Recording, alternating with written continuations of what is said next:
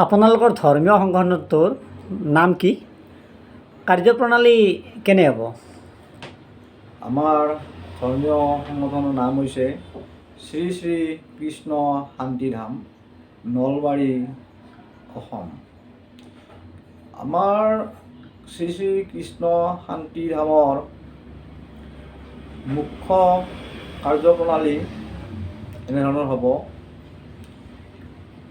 বৰ্তমান আমাৰ মুখ্য কাৰ্যালয় মুকালমাত, যদিও আমি ধৰ্মীয় অনুষ্ঠান মাঘ মাহত অনুষ্ঠিত কৰিম আৰু আমাৰ মন্দিৰৰ স্থায়ী নিৰ্মাণ কাম অলপ দেৰি হ'ব।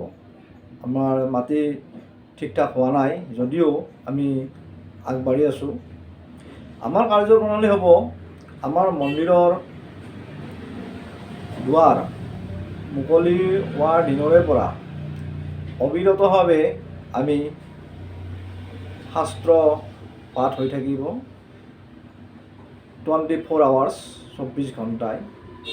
24 ঘণ্টাই ভক্তসকল আহি আমাৰ তাত সেৱা ল'ব পাৰিব।